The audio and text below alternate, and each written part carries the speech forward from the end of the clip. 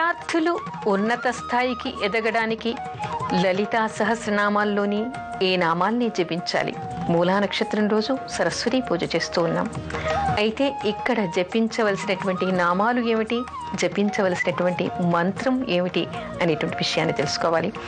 ఇక్కడ మనకి లలితా సహస్రనామాల్లో కొన్ని నామాలు కనిపిస్తాయి. అదేవిధంగా సరస్వతి మంత్రం కూడా ఉంది.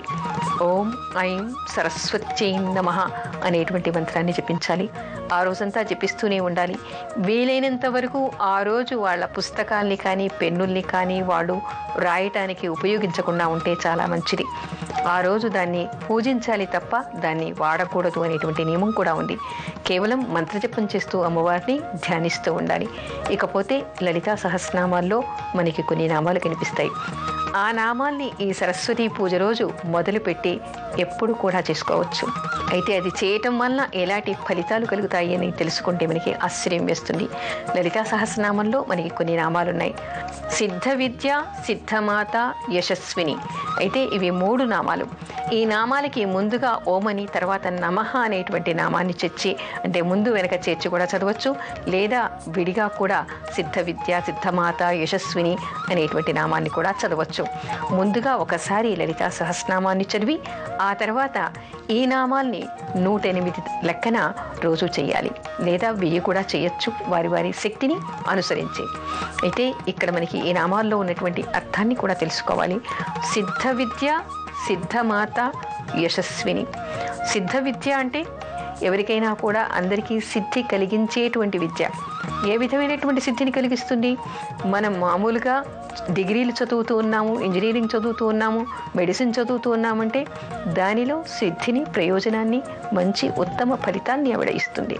లేదు, ఆధ్యాత్మికంగా మనం తాత్వికంగా వేదమంత్రాల్ని చదువుతున్నాం, కేవలం మోక్షం కోసం జపం చేస్తూ ఉన్నాం, అది కూడా సిద్ధింపచేస్తుంది ఆవిడ. అంటే ఆ సిద్ధి ఎలాంటిది? మన మెదడును, మేధస్సును ప్రకాశింపచేస్తుంది. ఏ విధమైనటువంటి ప్రకాశం అది?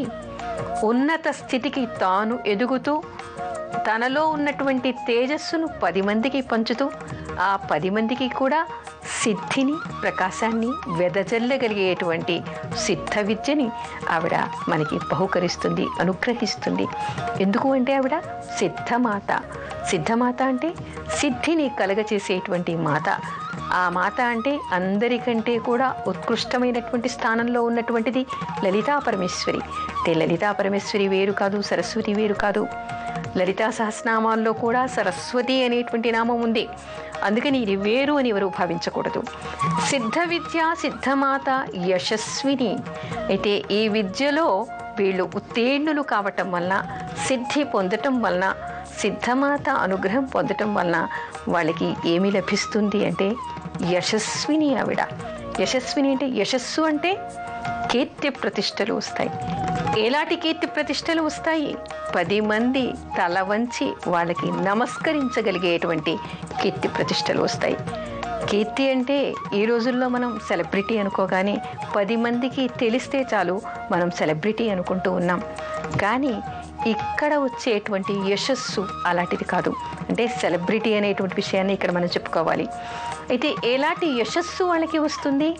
10 మంది వాళ్ళను చూడగానే, వాళ్ళను తలుచుకోగానే, వాళ్ళ పేరు చెప్పగానే చేతులెత్తి నమస్కరించగలిగేటువంటి యశస్సు వాళ్ళకి వస్తుంది.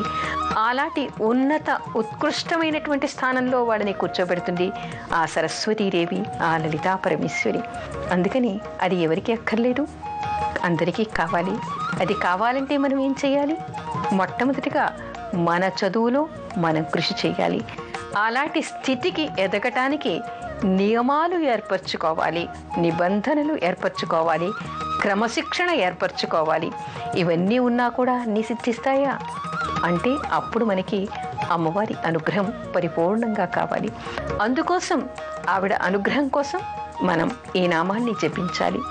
మరొకసారి ఈ నామాల్ని చెప్తాను. సిద్ధ విద్య, సిద్ధమాత, యశస్విని అనేటువంటివి లలితా సహస్రనామంలో ఉన్నటువంటి నామాలు.